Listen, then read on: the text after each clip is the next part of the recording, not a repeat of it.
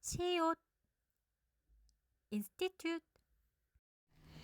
안녕하세요. 시온연구소입니다. 구독, 좋아요, 알림 설정도 함께 해주세요. 오늘은 예전에 한번 여러분들께 소개시켜 드린 적이 있었던 폴체리 저자의 비즈니스 질문의 기술에서 반발이나 거부를 다루기 위한 4단계의 과정에 대해서 얘기를 해보도록 하겠습니다.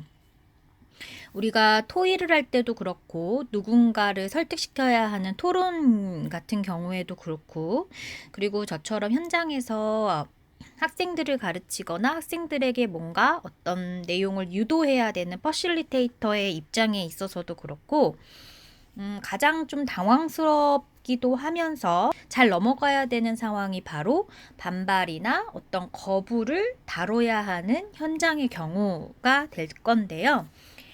이 책에서는 여러분이 언제나 거래를 성사시킬 수는 없다. 여러분이 무슨 말을 하고 무슨 일을 하든 고객이 아직 거래할 준비가 안 돼 있는 경우가 존재한다라고 하면서 여기에 나와 있는 4단계를 활용해서 반발의 동기를 잘 파악한 후 이러한 어떤 상황을 잘 마무리해야 된다라고 이야기를 하고 있는데요. 그 첫 번째 단계는 동의할 수 있는 부분을 찾아라. 그래서 고객이 어떤 식으로 반발을 표현하든 동의할 수 있는 부분을 찾기는 어렵지 않을 거다. 뭐 가격이 굉장히 높다. 뭐 이런 자극적인 발언을 할 때 세일즈맨이 반박을 하거나 심지어 논쟁을 벌이려고 할 것을 예상하고 있기 마련인데, 여러분은 그러지 말고 그들의 이야기에 동의할 수 있는 부분을 찾아줘라. 그래서 가격은 좀 높은 편이죠 라고 하면서 고객을 좀 안심시켜야 되는 부분들이 있다라고 하면서 1단계를 이야기하고 있고요. 2단계는 명확화를 위한 질문을 해라. 여러분의 고객은 여러분이 자신의 반대 의사에 일정 부분 동의했다는 사실에 당황할 게 틀림이 없다. 여러분은 이때를 놓치지 않고 당면한 상황에 대해 질문을 해야 된다. 고객이 직면하고 있는 문제 핵심에 다가가 성공적인 결말로 이끌 수 있는 질문이면 더 좋을 것이다. 뭐 예를 들어서 가격이 너무 비싸요 라고 하면 가격이 좀 비싸죠. 그런데 이 가격대에 있는 다른 어떤 물건들도 한번 비교를 해보셨나요? 비교를 해보시면 이 물건의 장점이 더 드러나는 부분도 있을 겁니다 라고 하면서 근거를 제시해서 이 내용에 대해서 조금 더 구체적으로 고객이 생각할 수 있도록 도와줘라 라는 거고요. 3단계는 그러면서 고객을 이해시켜라. 고객에게 감정을 토로하고 상황에 대한 불만을 표현할 수 있는 기회를 준 다음 그 문제를 해결할 수 있다는 확신을 심어줄 필요가 있다.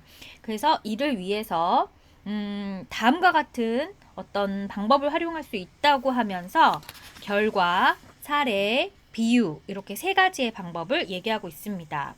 그래서 결과 같은 경우에는 제품의 회의적인 고객이라도 여러분이 다른 회사와의 거래에서 성취한 구체적인 결과를 확인할 수 있다면 마음이 변할 것이다. 그리고 사례 같은 경우에는 그래프나 어떤 그림을 통해서 고객에게 어떠한 내용을 설명을 한다든지, 아니면 다른 고객과의 겪은 경험을 통해서 회사 내에서의 어떤 겪은 과거의 경험에 대해서 얘기를 하면서 상대방의 마음을 누그러뜨릴 수도 있다라고 이야기를 하고 있고, 그리고 비유 같은 경우에는 쉬운 언어로 비유를 들면서 고객들이 어려운 개념 때문에 내용을 놓치지 않도록 하는 것이 중요하다라고 이야기를 하고 있습니다.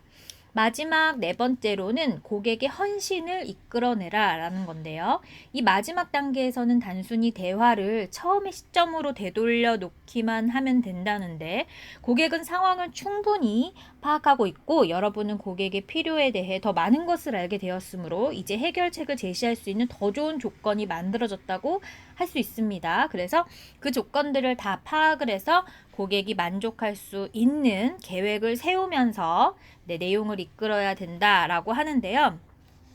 이 네 가지의 단계를 통해서 저희가 퍼실리테이터로서 어떠한 상황에 반발이나 이런 거부적인 상황에 봉착을 했을 때 여러분들은 어떤 판단을 내릴 수 있을지 좀 감이 잡히나요? 어떠한 대립되는 집단들 간의 관계를 완화 좀 시켜야 되는 부분에 있어서는 1번 집단의 경우는 이런 경우군요. 2번 집단에 있는 경우는 이런 경우입니다.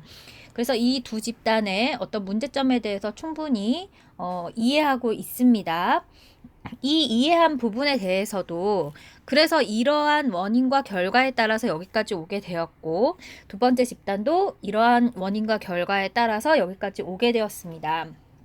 그런데 제가 과거에 했던 이러한 갈등 상황에서 봤을 때 이러한 부분에 대한 어떤 단점과 장점은 분명히 존재를 하고, 사례로는 이런 것들이 있고, 그래서 결국 결과물은 이렇게 되었습니다. 그러면서 비유를 드는 거죠.